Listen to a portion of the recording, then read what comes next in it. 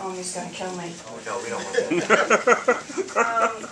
My name is Leonie Haimson. I'm Executive Director of Class Size Matters. Thank you so much for staying with us and holding these important hearings.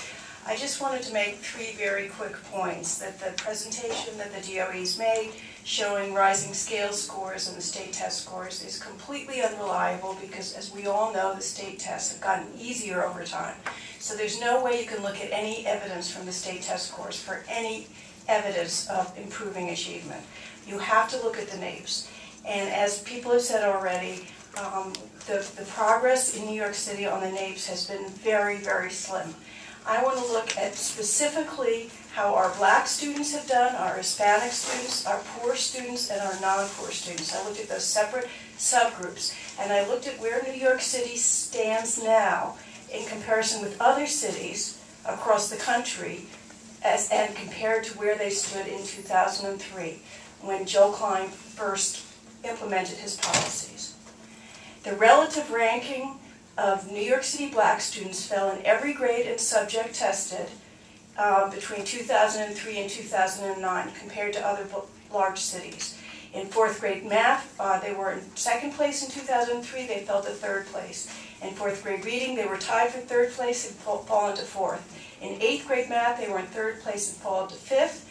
And they were in second place in eighth grade reading and fallen to third.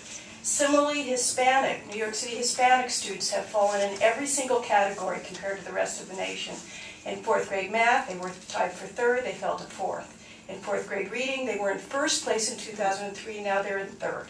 In eighth grade math, we were in third place, they fell to seventh place. In eighth grade reading, they were in second place and fell to sixth place. Now, Saransky claims great progress for low-income students, but the reality is different.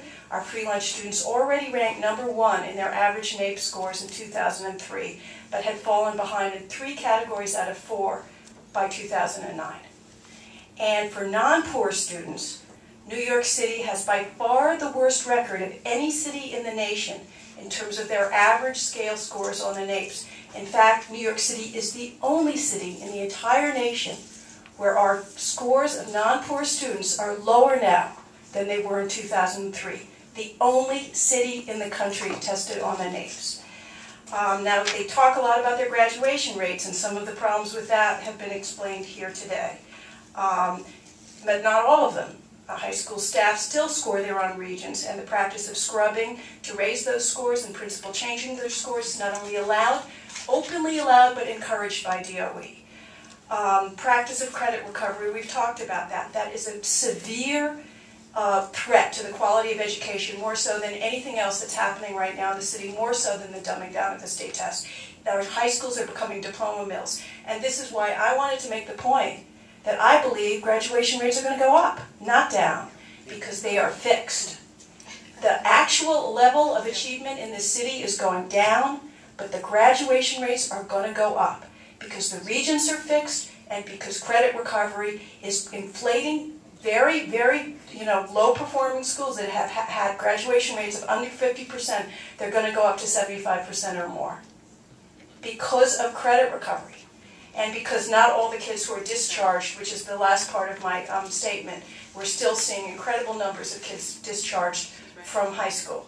So I just wanted to emphasize that the lesson of this is that test-based accountability systems do not work to improve achievement, even though at this very moment that you were holding these hearings, our mayor was on national television saying what a great success we're having, and the Gates Foundation and NBC and the Broad Foundation are holding up these sorts of policies for the entire nation to emulate, and in fact imposing on the rest of the country these kinds of policies, even though parents and teachers don't want them.